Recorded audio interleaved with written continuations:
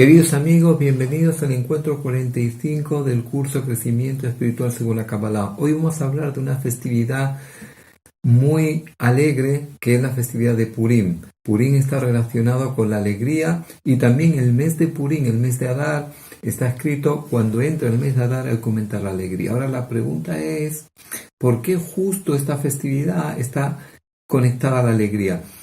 ¿Acaso la salida de Egipto no fue un momento de alegría? ¿Liberarse de 210 años de permanencia en Egipto, liberarse de la esclavitud, no era más alegría? ¿O acaso el haber estado en el monte Sinaí, en una revelación colectiva, no era mayor alegría? ¿Y por qué, sin embargo, Purim lo relacionaron con la alegría y, sin embargo, la festividad de la Pascua judía, Pesaj, se llama Esman Jerutenu, el tiempo de nuestra libertad, o Shavuot, la fiesta de la entrega de la Torah, se llama Esman Matan Toratenu, el tiempo de la entrega de la Torah? ¿Por qué justo Purim es Esman Simchatenu, es tiempo de alegría?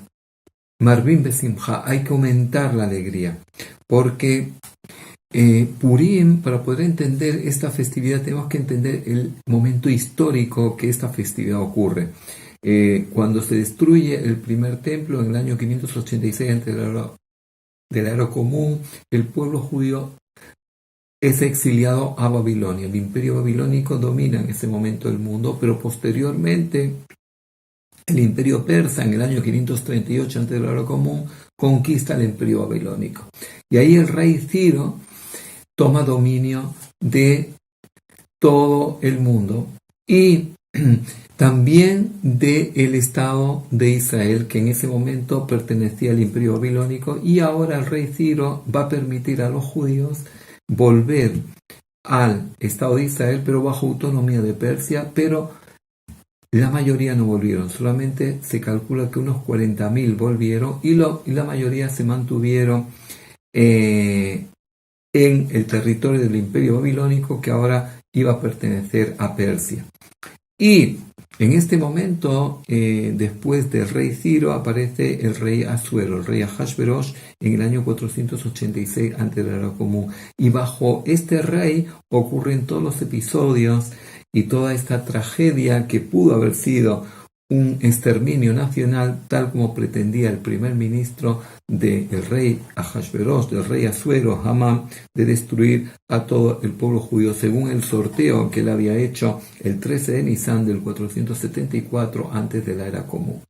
Ahora, en ese momento donde no hay profecía, porque se destruye el primer templo, donde no hay sumo sacerdote, donde no hay templo, donde el pueblo pierde esos puntos de referencia que desde que salieron de Egipto habían tenido de esa revelación divina, ¿cómo podemos encontrar a Dios? ¿Cómo podemos conectarnos con Dios? O tal vez el rumbo de la historia ha cambiado y ya Dios se distanció de nosotros. Y llega Purim y Purim nos da la patente.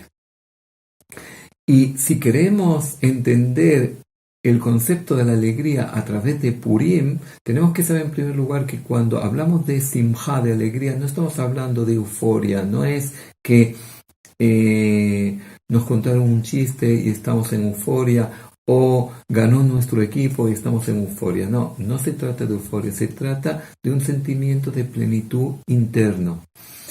Un sentimiento de paz interno, eso es alegría, un sentimiento de plenitud, es un estado del alma de plenitud. Ahora, ¿cómo se alcanza esta plenitud y cómo nos enseña esta festividad de Purim a alcanzar la plenitud? Hay 4 leyes importantes y si esta festividad está vinculada a la alegría es porque en estas 4 leyes está la esencia de la alegría. La primera ley, ¿cuál es? Que tenemos que leer el libro de Esther, que aparece en la Biblia, por la mañana y por la noche, es decir, primero por la noche y luego por la mañana. Y luego tenemos que dar platos de alimentos, con 2 alimentos de un hombre a su compañero. Luego tenemos que dar dádivas a los pobres, bien en dinero o bien en comida, para que ellos también puedan hacer el festejo. Y luego tenemos que hacer la comida festiva de Purim, que nos recuerda el momento donde Esther vino a Ahasverosh con Hamán para ahí explicar y revelar su identidad, que ella es judía, y que por tanto ese decreto que Hamán había firmado no solamente atentaba contra el pueblo, sino también contra ella y ponía en peligro la vida de ella. Y por tanto vamos a ver cómo estas 4 leyes confluyen con el término alegría. ¿Qué es alegría? Alegría es cuando una persona en su mente tiene seguridad y tiene verdad. Cuando hay dudas, cuando tenemos inseguridades, cuando tenemos sentimientos negativos, ahí no tenemos alegría. Alegría es un estado de verdad y seguridad en la mente. Cuando nosotros leemos el libro de Esther y de pronto vemos que hay un hilo conductor en el libro, justo la noche anterior al segundo banquete, cuando Esther iba a revelar su identidad al rey, el rey pierde el sueño. Justo pide que le traigan el libro de las crónicas, le traen el libro de las crónicas y sale como Mordejai le salva la vida, el primo de Esther. Y justo no se le ha dado ninguna recompensa. Justo esa noche Hamán está construyendo el árbol de 25 metros para colgar a Mordejai y justo esa mañana llega. Es decir, todo confluye esa noche previa al segundo banquete, previo a cuando Esther va a revelar su identidad. Y de pronto vemos que todo se unifica. Y cuando Esther revela su identidad, pues enseguida el rey acusa a Hamán y le dijo, ese árbol que él construyó para Mordejai, que lo cuelguen a él. Es decir, todo se invierte. Y vemos que cuando leemos el libro de Esther, el nombre de Dios no aparece, pero si vamos hilando los diferentes acontecimientos, de pronto entendemos que hay un hilo conductor donde todo confluye en esa noche y en la noche la noche siguiente, donde Esther va a revelar su identidad. Y por tanto el libro de Esther nos enseña a ver a Dios desde la ocultación. Y hay una ley muy interesante que cuando vamos leyendo el libro de Esther, que lo leemos en pergamino, no podemos leer y cerrar, tenemos que dejar el pergamino abierto. ¿Por qué? Porque tenemos que ver toda la historia como una unidad. Si nosotros vemos el libro fragmentado, todo parece normal, todo parece natural, todo parece un relato histórico, pero si lo vemos en su unidad, ahí aprendemos a ver la conducción divina dentro de la ocultación. Y eso es lo que me da verdad y seguridad. Es decir, de pronto veo que Dios sigue con nosotros a lo largo de la historia, es decir, que no hay intervenciones determinadas, sino que Dios va conduciendo las leyes que a nosotros nos parecen naturales, y eso me da verdad y seguridad en mi mente. Y luego, una vez que tengo verdad y seguridad a nivel de mi mente, de mi intelecto, el mandar platos, dos alimentos a una persona a otra, eso genera unión, eso genera amor. Eliminamos los sentimientos negativos en nuestro corazón, metemos amor, y luego dar dádivas a los pobres, comida o dinero para que puedan hacer el festejo, eso da generosidad. Y por tanto, cuando tenemos verdad y seguridad en la mente, que es reencontrarnos con la presencia divina que interactúa en la historia y interactúa en nuestra vida, y cómo verla a través de el conjunto de los acontecimientos y no a través de la fragmentación. Reencontrarnos con el amor de preocuparnos de enviar porciones de alimento a los otros para crear unidad, dar dinero a los pobres o comida para que ellos hagan su fiesta, esa amor y generosidad, eliminar esos sentimientos negativos.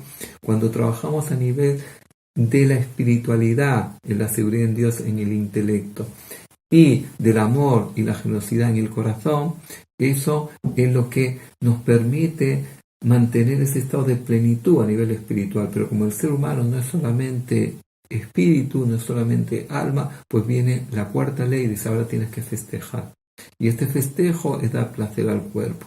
Y por eso Purim, por una parte, unifica la plenitud a nivel espiritual con el placer a nivel corporal, y eso conjuntamente es lo que da el concepto de la alegría. Y ahora podemos entender por qué está dicho que cuando entra el mes de Adar, tenemos que estar en alegría porque de pronto descubrimos cuál es la patente para alcanzar esa alegría y cómo tenemos que trabajar a través de Purim, cómo Purim nos ayuda a través de estas 4 leyes a descubrir esa alegría. Y lo importante no es festejar Purim, estar en alegría, sino saber mantener esa verdad y seguridad en la mente que Purim nos enseña y saber mantener ese amor y seguridad y generosidad en nuestro corazón que Purim nos enseña para poder a través de ese trabajo de intelecto, sentimiento, poder canalizar la alegría y llevarla a nuestra vida y mantener ese estado de plenitud de forma continua para que siempre estemos en alegría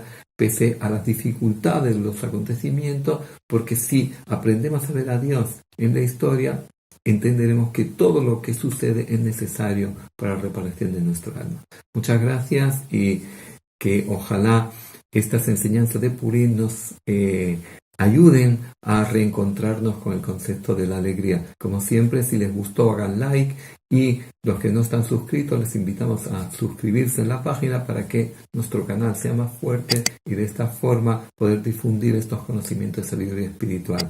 Muchas gracias por estar ahí.